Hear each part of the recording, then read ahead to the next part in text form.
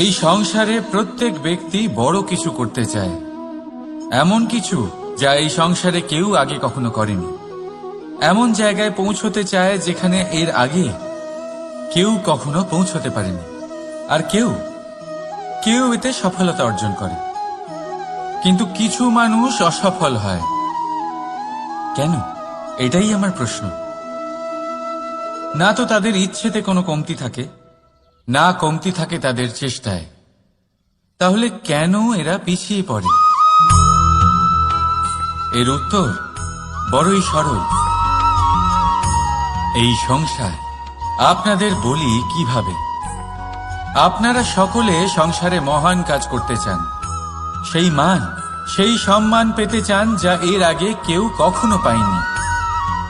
কিন্তু আপনার সমস্যা এটাও যে এই কাজে সংসার আপনার সাথে থাকছে না। বড়ই অদ্ভুত ব্যাপার। দেখুন, ভুলে যান গোটা সংসারকে, জীবনে একা একা এগিয়ে চলুন। গঙ্গোত্রী থেকে যখন একটি জলের ফোঁটা বেরোয় তখন সেটা শুধু এক বিন্দু জল। তারপরে যখন সে তার যাত্রা শুরু করে অন্য জলের ফোঁটার সাথে মিশে, তখন সে স্রোতে পরিণত হয়, গঙ্গাতে পরিণত হয়। যদি আপনি জীবনে এগোতে চান তাহলে একলা এগোতে শিখুন, নির্ভীক হয়ে, সাহসের সাথে, ধনাত্মক চিন্তা নিয়ে জীবনে এগিয়ে চলুন, একা এগিয়ে চলুন। আর দেখবেন সেই মান, সেই সম্মান আপনার জন্যই অপেক্ষা করে আছে। রাধা রাধা। কর্ম। মানুষ সর্বদা কর্ম করতে থাকে, আর এই কর্মের জন্যই সে মান, সম্মান, ধন, প্রতিষ্ঠা লাভ করে। এবার মানুষ সবসময় চেষ্টা করে যাতে সে ভালো কর্ম করে যায়। তাহলে আপনাকে বলি, শুধু ভালো কর্ম করাই আবশ্যক নয়, তার থেকে বেশি জরুরি হল এই খারাপ কর্মকে বোঝা আর তার থেকে দূরে থাকা। কারণ যখনই আপনি কোনো সঠিক কাজ করেন বা ভালো কাজ করেন, কেউ তা মনে রাখে না।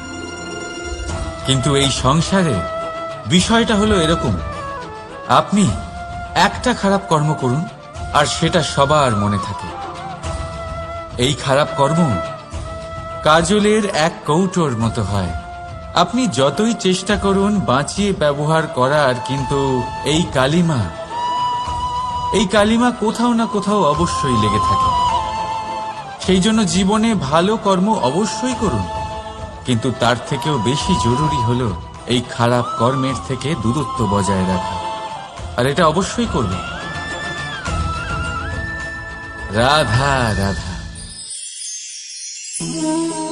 সংসারে সমস্ত জায়গায় এই ব্যবসা চলতে থাকে। কিছু পাওয়ার জন্য কিছু দিতে হয়, লাভের জন্য কিছু বিনিয়োগ করতে হয়। যদি কারোর অনুভূতি জানতে হয় তাহলে নিজের অনুভূতিকে ব্যয় করতেই হবে। এবার দেখুন না, কারোর আসল চেহারা যদি জানতে হয় তাকে স্বাধীনতা দিয়ে দেখুন। যদি কারোর মনের শুদ্ধতা জানতে হয় তাহলে তাকে ঋণ দিন। যদি কারোর গুণ জানতে হয় তাহলে তার সাথে একসঙ্গে বসে ভোজন করুন। যদি কারোর ধৈর্যের পরীক্ষা নিতে হয় তাহলে তাকে তার প্রিয় কাজ করতে বারণ করে দেখুন।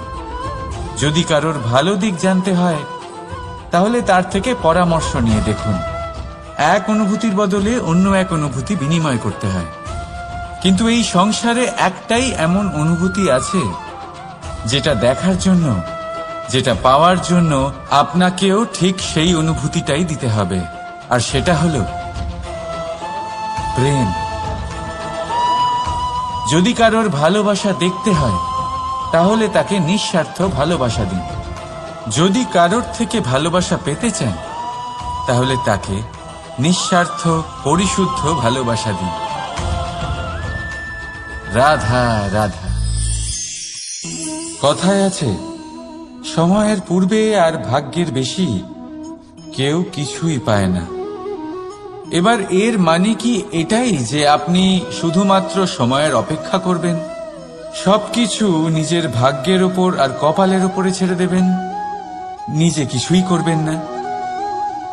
যদি আপনি এরকম করেন তাহলে আপনি একটা বস্তু অবশ্যই পাবেন: নিরাশা, অসফলতা। এবারে আপনি বলবেন, যদি সবকিছুই ভাগ্য আর সময়ের ওপরে নির্ভরশীল হয় তাহলে আমরা কি বা করতে পারি? করতে পারেন চেষ্টা, পরিশ্রম। এই চেষ্টাই আপনার জীবনে সেই সময়কে আপনার কাছে টেনে নিয়ে আসে, সেই সময়ে যার অপেক্ষা আপনি করছেন। আর এই ভাগ্য তার সামনেই নত হয় যে সর্বদা পরিশ্রম করতে থাকে। রাধা রাধা। এই পদ্ম ফুল দেখতে পাচ্ছেন? এর অভ্যেস হলো জলস্তরের ওপরে ভাসা। সেই জন্য জলাশয়ের জলস্তর যখন বৃদ্ধি পায়, এই যে ফুলের কাণ্ড দেখছেন সেটাও বাড়তে থাকে, যাতে এই ফুল জলস্তরের ওপরে থাকে। কিন্তু যখন সেই জলাশয়ের জলস্তর নামতে থাকে, সেই কাণ্ড নিজেকে ছোট করতে পারে না, আর এই ফুল নিজের ভারে নিজেই ভেঙে পড়ে। এবার এটা আমাদের সাথেও হয়। সময়ের সাথে আমরা জীবনে যত সাফল্য পাই, আমাদের জীবনের স্তর বাড়তে থাকে। আর যখন আমাদের সংস্থান কমতে থাকে, আমরা সেই জীবন স্তর ছাড়তে পারি না, আর শেষ পর্যন্ত সেই জীবন স্তরের কারণেই ভারাক্রান্ত হয়ে শেষ হয়ে যায়। সেই জন্য যদি কিছু রাখতে হয় তাহলে তা হলো দৃষ্টিভঙ্গি। সাধারণভাবে জীবন যাপন করতে শিখুন, সময়ের চক্রও আপনাকে মাত দিতে পারবে না। রাধা রাধা।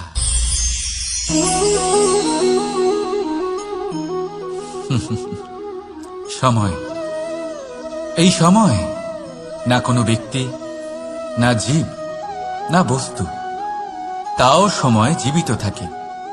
এই সময়ে না জল, না অগ্নি, আর না বায়ু, কিন্তু তাও আমাদের জীবনের আধার। এই সময় দেখতে গেলে মানুষ এই সময়ের হাতের খেলনা। কখনো আমাদের সময় ভালো হয়, আবার কখনো খারাপ। কেউ সময় আসার প্রতীক্ষা করে, আবার কেউ সময় যাওয়ার প্রতীক্ষা করে, কিন্তু এই সময় কারোর হাতে ধরা দেয় না। এই সময় যা কেউ দেখতে পায় না, এটা সবাইকে সবকিছু দেখিয়ে যায়। দেখিয়ে যায় যে আপন কে আর পর কে, আমাদের শুভাকাঙ্ক্ষীকে আর ক্ষতি কে চায়, আমাদের মিত্রকে আর আমাদের শত্রুকে। এই সময় আপনাকে দেখায় যে আপনি কতটা শক্তিশালী, সেই সময় আপনাকে দেখিয়ে যাবে আপনি কতটা দুর্বল। এই সময় সব কিছু দেখিয়ে যায়। তাই এই সময় যা এতটা শক্তিশালী, তা আমরা নষ্ট কেন করি? ভেবে দেখুন। এবারে উঠুন আর এই সময়ের সম্পূর্ণ ব্যবহার করুন, এই সময়ের সদ্ব্যবহার করুন।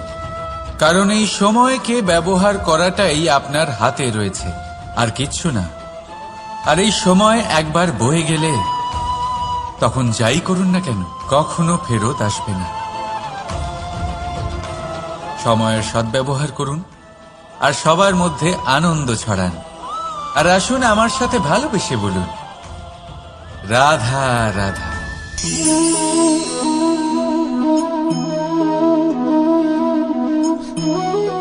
এই জল দেখতে পাচ্ছেন আপনি? এটা ঘোলা জল, এতে ময়লা মিশে আছে। কিন্তু যদি আপনি এটা কিছুক্ষণ এমনি ফেলে রাখেন, তাহলে দেখবেন এই ময়লা আপনা থেকেই নিচে থিতিয়ে পড়বে। কিন্তু এই পাত্রটা নাড়াতে থাকলে এমনটা হবে না।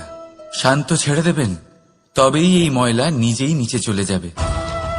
ঠিক সেইভাবেই যখন আমাদের জীবনে কোনো সমস্যা আসে, কোনো অশান্তির সৃষ্টি হয়, তখন উত্তেজিত হয়ে পড়লে, নিজের সংযম হারিয়ে ফেললে আমরা এর সমাধান পাব না। শান্ত থাকলে তখনই সমস্যার সমাধান পাব। তাই মনে রাখবেন, ধৈর্য আর সংযম দ্বারা শান্ত মনে বিচার করলে যত বড়ই সমস্যা হোক না কেন তার সমাধান আপনি অবশ্যই পাবেন।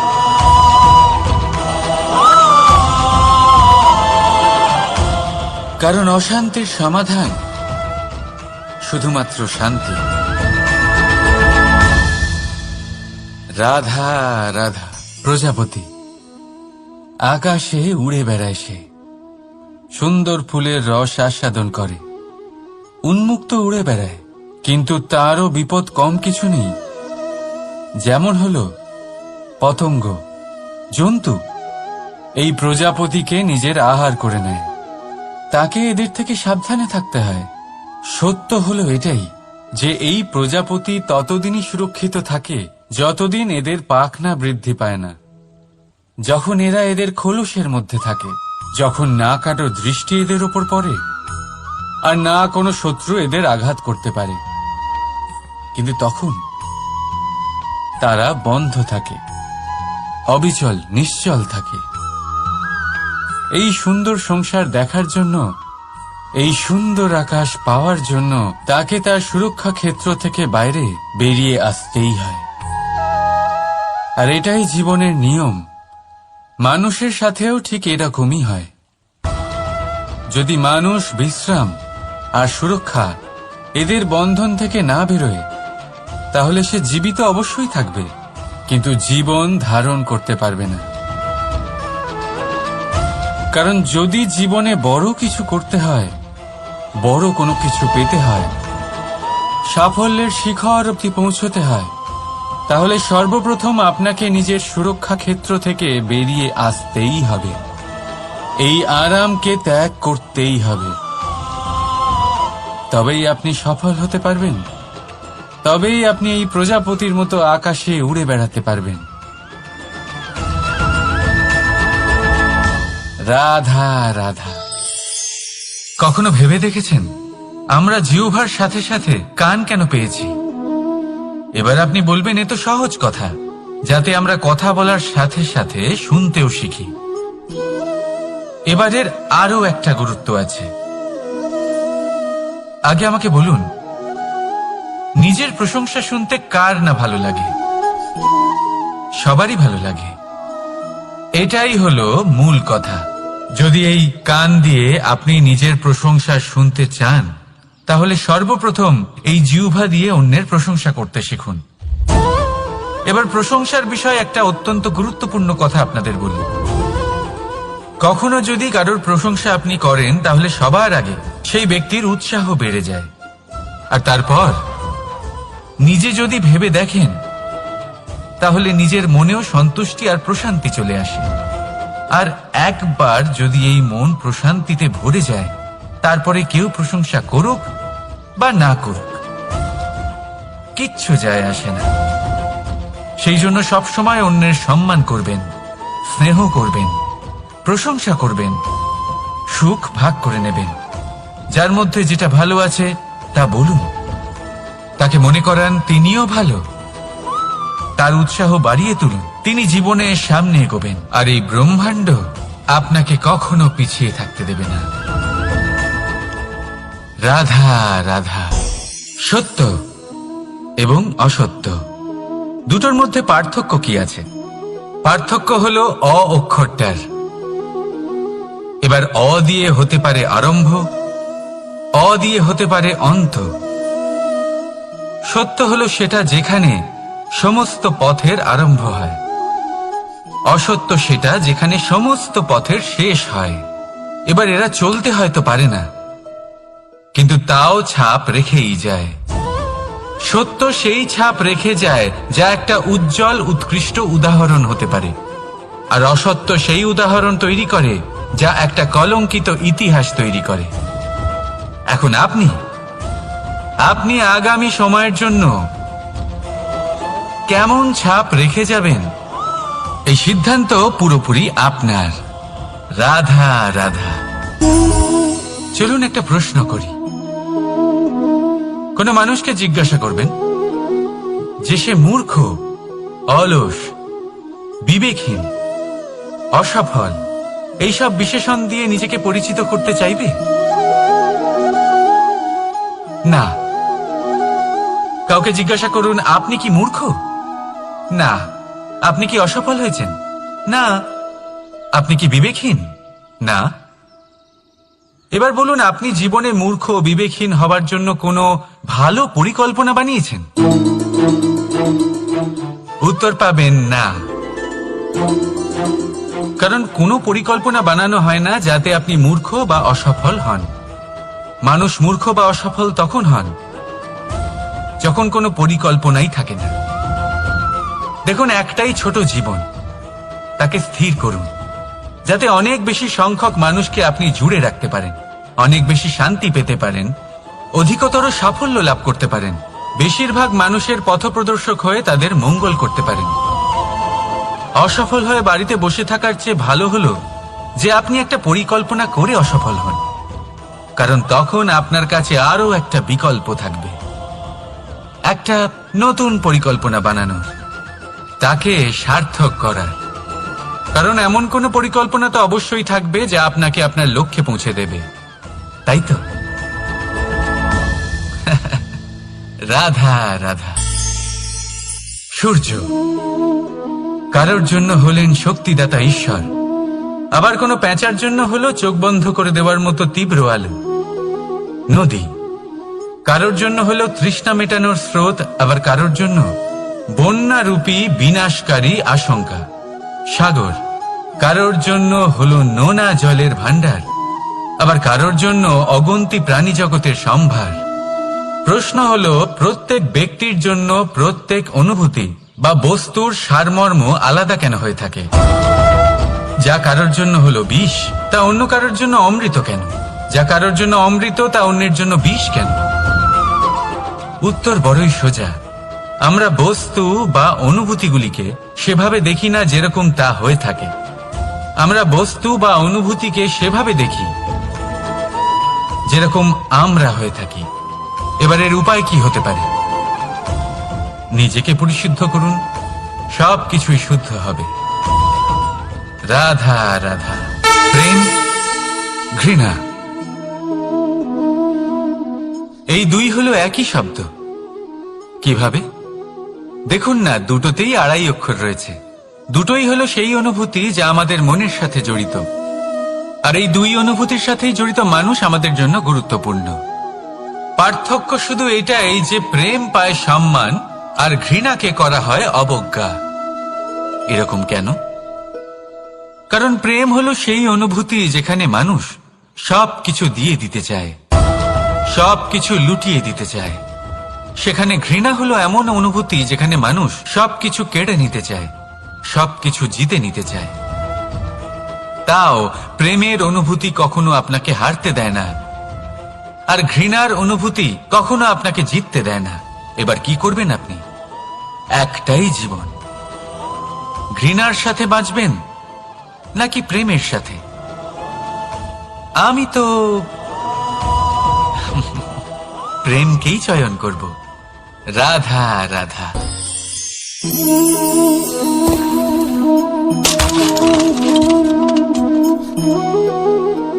এ কি হলো? আমি আঘাত পেতেই এটা হাত থেকে পড়ে গেল কেন? ভেঙে গেল কেন? এবার আপনি বলবেন, এরকমই তো হয়ে থাকে এই জীবনে, এই সংসারে। আঘাত লাগার পরে আমাদের হাতে যা থাকে তা পড়ে যায়, যা তৈরি হয় তা ভেঙেও যায়। কিন্তু এটা কি সত্যি? আপনাকে একটা কথা বলে রাখি, আঘাত পেয়ে পড়ে যাবার পরে সংসারের যে কোনো বস্তুই হাত থেকে পড়ে যাক না কেন, সাফল্য অবশ্যই আসে। যতই খারাপভাবে আপনি পড়ে যান, আপনি আঘাত পান, ভবিষ্যৎ অবশ্যই ভালো হবে। কারণ এই আঘাত, অসফলতা, এই অসুবিধা, এগুলো আমাদের এমন ভাবে পরিশুদ্ধ করে যেমন আগুন সোনাকে করে থাকে। সেই জন্য জীবনে শুধু সামনে এগোতে থাকুন, দৃঢ়তার সাথে এগোতে থাকুন, আর কখনো আঘাত পেয়ে পড়ে যেতে ভয় পাবেন না। কারণ এটা আসন্ন সাফল্যের সংকেত। আর সাফল্য তখনই আসবে যখন আপনি পড়ে যাবেন, যখন আপনি আবার উঠে দাঁড়াবেন এবং আপনি আবার জীবনের সামনে এগোতে থাকবেন। রাধা রাধা। আজ আপনাকে একটা গল্প শোনাচ্ছি। একদিন এক ব্যক্তি নিজের দ্বারে লিখে দিলেন, আজ আমি ভীষণ দুঃখী, আজ আমার সাথে কেউ দেখা করতে আসবেন না। কিছুক্ষণ পরে তার এক বন্ধু এলো, সে সেই লেখা পড়ল, তাও গিয়ে তার সাথে দেখা করল। সে বলল, আমি লেখাপড়া জানি না, কিন্তু আমার বন্ধুর মনের এই বেদনা, এটা আমাকে সবসময় ডাক দেয়। এরাই হলো আসল বন্ধু। কোনো কারণে আপনি যদি দুঃখ পান, কোনো সমস্যার সমাধান না বের করতে পারেন, এই সংসার থেকে আলাদা হয়ে যেতে চান, তাও এই বন্ধু আপনার সাথেই থাকবে। সমস্যার সমাধান না দিতে পারলেও আপনার সম্বল হয়ে অবশ্যই থাকবে। হয়তো আপনার দুঃখ কম করতে পারবে না, কিন্তু আশার আলো অবশ্যই দেখাবে। যখন আপনি সংসারের থেকে আলাদা হয়ে যান, তখনও আপনার সাথে যুক্ত থাকে আপনার এই বন্ধু, আসল বন্ধু। এবারে আমরা মানুষেরা বড়ই বিচিত্র। তারা সব সময় যে কোনো জিনিসের মাহাত্ম্য দুবার বুঝতে পারে। এক, তা পাওয়ার আগে। দুই, তা হারাবার পরে। এবারে ঠিক এরকমই আমাদের বন্ধুরাও হয়। যদি আজ আপনার বন্ধুরা আপনার সাথে থাকে, তাদের প্রতি কৃতজ্ঞ থাকুন, তাদের প্রসন্ন রাখুন, তাদের মাহাত্ম্য বুঝুন। কারণ একবার আপনি এদের হারালে, অনুতাপ করলেও আর এদের ফেরত পাবেন না। তাই ভালোবাসুন, বন্ধুত্ব বজায় রাখুন, আর আমার সাথে প্রসন্ন হয়ে বলুন, রাধা রাধা। আমাদের মধ্যে বহু মানুষ মাঝে মাঝে নিজেকে অকর্মণ্য মনে করি, ভেবে নিই যে এত চেষ্টা করার পরেও কিছুই পেলাম না, আর হয়তো পরেও কিছুই পাব না। আর সেই জন্য নিজের জীবনের সমস্ত বোঝা অন্য কারোর কাঁধে চাপিয়ে দিই, নিজের ওপরে বিশ্বাস হারিয়ে ফেলি। কেন বুঝতে পারেন না এই কথাটা? যে যতক্ষণ না পায়ে কোনো কাঁটা ফুটবে, ব্যক্তি কি করে বুঝতে পারবে যে এরপর থেকে নিচে তাকিয়ে চলতে হবে? সূর্যকে নিজে জ্বলতে হয় যাতে বাকিদের প্রকাশ দিতে পারে সে। রাতের অন্ধকারের সাথে লড়াই করার জন্য চন্দ্রিমাকে আকাশে একা উজ্জ্বল হতে হয়। নদী নিজের যাত্রা কি করে করে, নিজের পথ কি করে নির্মাণ করে? সে পাথরের সাথে লড়াই করে তা বানায়। যদি স্বয়ং আপনি নিজের সাহায্য করতে অক্ষম হন, তাহলে নিশ্চিতভাবে আপনার এই জীবন ব্যর্থ হয়ে যাবে।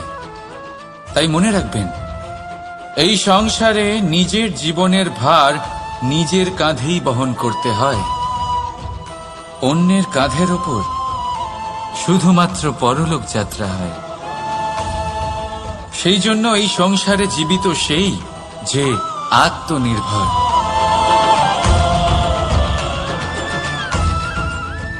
রাধা রাধা। সময়, কথায় বলে সময়ের পূর্বে কিছুই হয় না। প্রতিটা ঘটনার একটা সময় থাকে। সময়ের আগে না সূর্যোদয় হয় আর না সূর্যাস্ত হয়। সময়ের পূর্বে গাছে না ফুল ফোটে না ফল ধরে। কিন্তু একটা কথা ভেবে দেখুন, যদি বর্ষা আসার আগে কৃষক ভূমিকে না প্রস্তুত করে, বীজ রোপণ না করে, তাহলে কি ফসল ফলবে? যদি কোনো যোদ্ধা যুদ্ধের পূর্বে নিজের অস্ত্রের ধার না দেয়, তাহলে সে যুদ্ধ কি করে লড়বে? এর মানে এটাই হলো যে সময় আপনার যখন আসার তখন অবশ্যই আসবে, কিন্তু ততক্ষণ এটাও গুরুত্বপূর্ণ যে আপনি নিজেকে তার জন্য তৈরি রাখুন।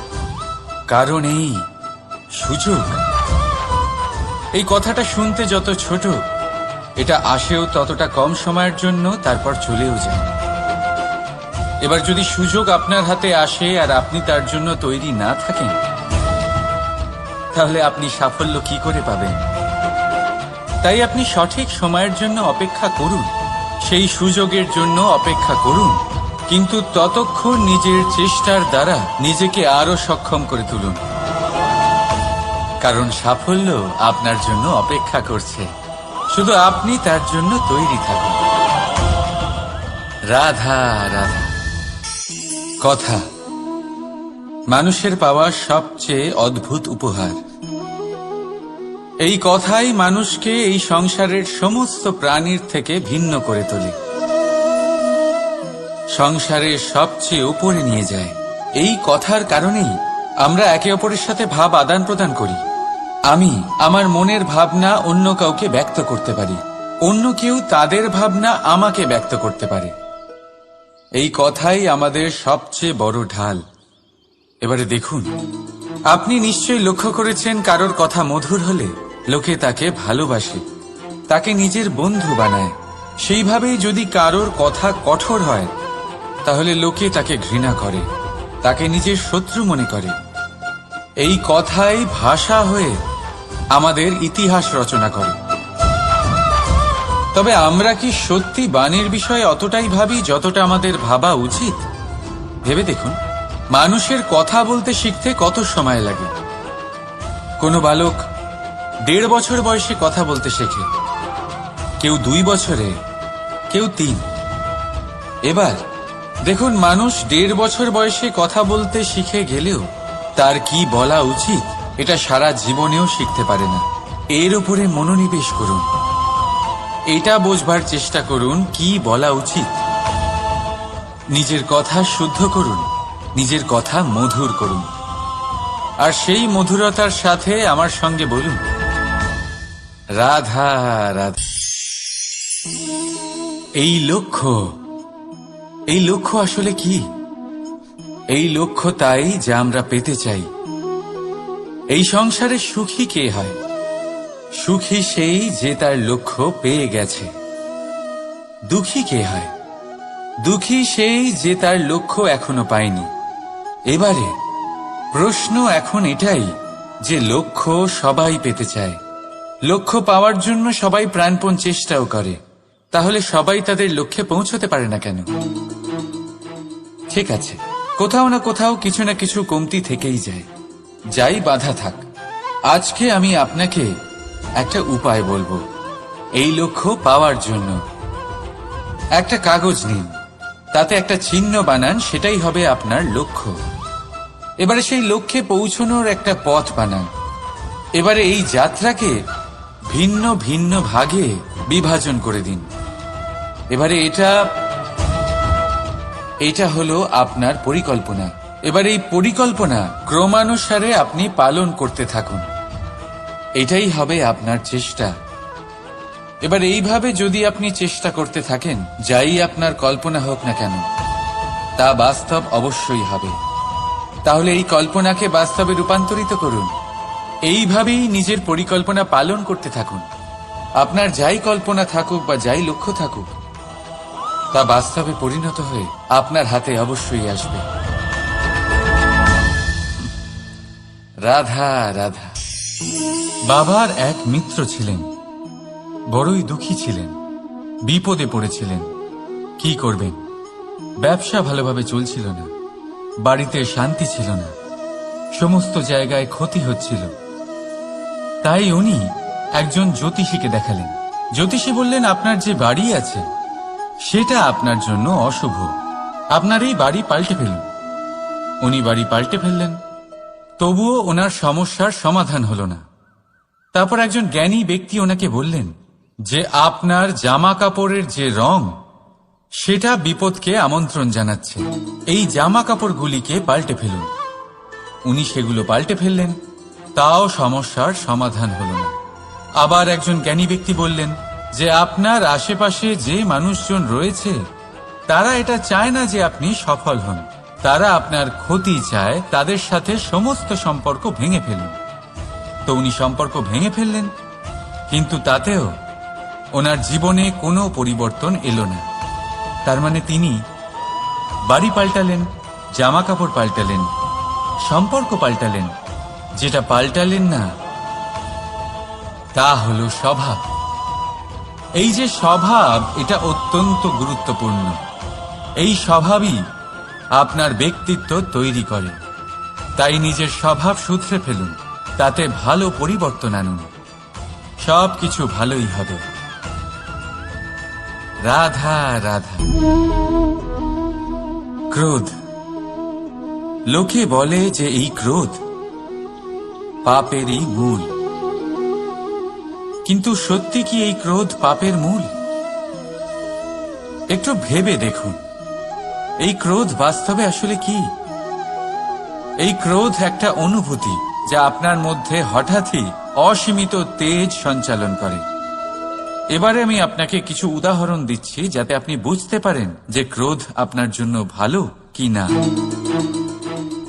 যদি কারোর সাথে অন্যায় হয় আর এটা দেখে আপনার ক্রোধ হয়, আর এই ক্রোধ আপনাকে তার সাহায্য করতে প্রেরণা যোগায়, তাহলে এই ক্রোধ অবশ্যই ভালো। যদি কোথাও আপনি দেখেন যে কোনো নারীর উপরে অত্যাচার হচ্ছে আর সেটা দেখে আপনার ক্রোধ হয়, আর এই ক্রোধ আপনাকে তার সাহায্য করতে সাহস যোগায়, তাহলে এই ক্রোধ অবশ্যই ভালো।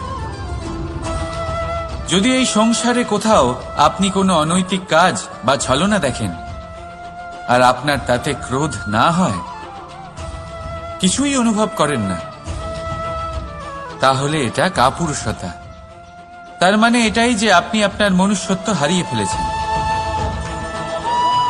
তাই এটা বোঝার চেষ্টা করুন, আপনার ক্রোধের তেজের ব্যবহারের ওপরে নির্ভরশীল হল এই ক্রোধ আপনার জন্য পাপের সমান, নাকি এই ক্রোধ আপনার জন্য পুণ্যের স্থাপক। রাধা রাধা। মোহ, শাস্ত্রে লেখা আছে যে মোহ শুধু সেই ব্যক্তিকেই নয়, বরং সেই আরেক ব্যক্তিকেও বিনাশ করে দেয় যার ওপরে সেই মোহ আছে। এবারে লোকে কি করেন, এই শাস্ত্রে লেখা কথাগুলি শুধু শাব্দিক অর্থে নেন। এই মোহ, দেখুন, এটা শুভও হতে পারে, শুধু এর রূপ ভিন্ন ভিন্ন হয়। এটা ভালো করে বুঝতে হবে। এবারে মোহ যদি কোনো বস্তুর উপরে থাকে তাহলে তা লালসা হয়ে যায়। মোহ কোনো বিশেষ ব্যক্তির উপরে হয়ে গেলে তা প্রেম নয়, আকর্ষণ হয়ে যায়। মোহ কোনো চাহিদার উপরে হয়ে গেলে তা বাসনা হয়ে যায়। মোহ বিজয়ের উপরে হয়ে গেলে তা কুণ্ঠা হয়ে যায়। মোহ নিজের সংস্কৃতির উপরে হলে আপনাকে সংস্কৃতির রক্ষক বানায়। যদি এই মোহ নিজের গুণের উপরে হয়, তাহলে সেই শিল্প দ্বারা আপনি এই সংসারে অদ্ভুত সব কাজ করতে পারবেন। এবারে এটা আপনার উপরে নির্ভরশীল যে এই মোহকে আপনি সৃজনের আধার বানাতে চাইবেন নাকি বিনাশের অস্ত্র বানাতে চাইবেন। ভেবে দেখুন, সিদ্ধান্ত আপনার। রাধা রাধা। অভিমান, আত্মসম্মান, অহংকার, দেখতে গেলে এই তিনটি শব্দ ভিন্ন ভিন্ন, কিন্তু এর মূল আধার একই, আত্মসম্মান। এবার যদি কথা বলি আপনার শরীরের, আপনার সংস্কৃতির, আপনার সম্পর্কের, তাহলে অভিমান থাকা স্বাভাবিক। এবার যদি কথা বলি আপনার ব্যক্তিত্ব নিয়ে, আপনার আদর্শ নিয়ে, আপনার বিচারধারা নিয়ে, তাহলে আত্মসম্মান হলো একটা গুণ। যদি এইভাবে বলা হয় যে আমি এই কার্য কারোর সাহায্য ছাড়া, সহযোগিতা ছাড়াও করতে পারি, তাহলে এটা আত্মসম্মান, আর এটা সঠিক। যদি এভাবে বলা হয় যে আমি এই কার্য কারোর সাহায্য ছাড়াই বা কারোর সহযোগিতা ছাড়াই করে ফেলেছি, তাহলে এটা অভিমান, এটাও সঠিক। কিন্তু এই কার্য শুধুমাত্র আমিই করতে পারি আর কেউ নয়, এটা অহংকার। তাহলে এই শব্দ এবং তার অর্থ বোঝার চেষ্টা করুন।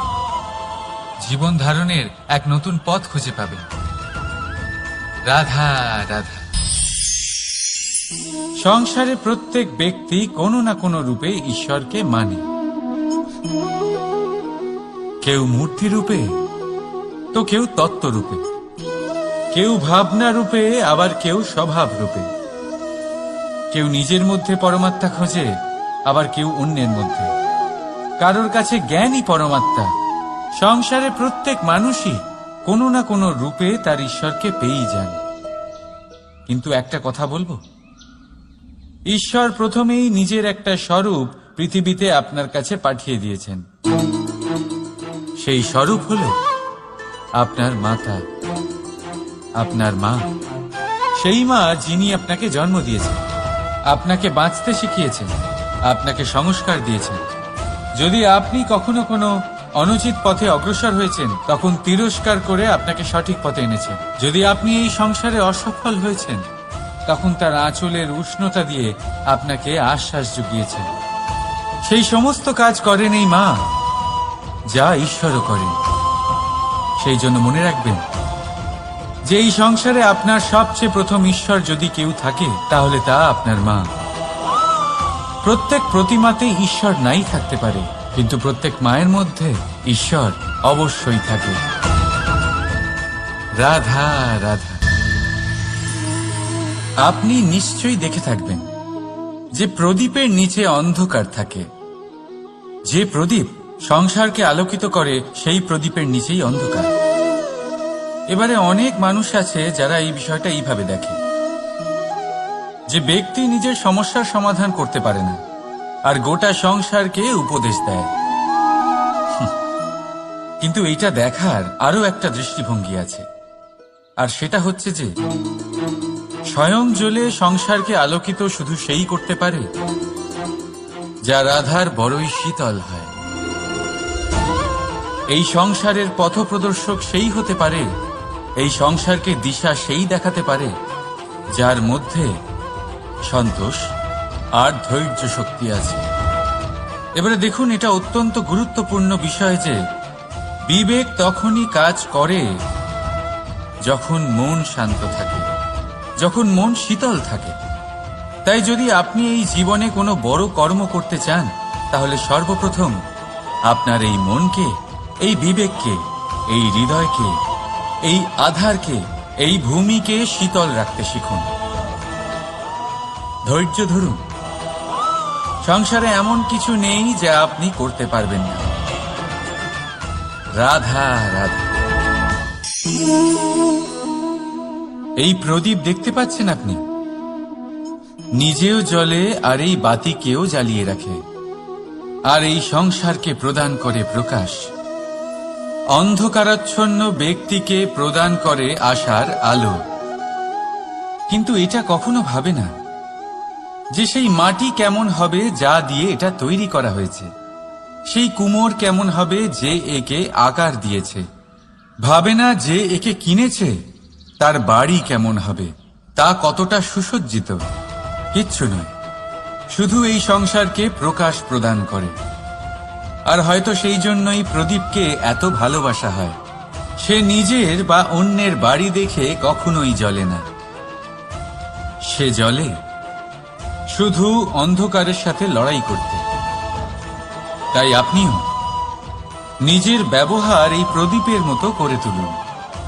নিজের পরিচয় সরিয়ে নিঃস্বার্থভাবে কর্ম করে যান, আর নিজের জন্য এক নতুন, এক বিশাল, এক অদ্ভুত পরিচয় তৈরি করুন। রাধা রাধা।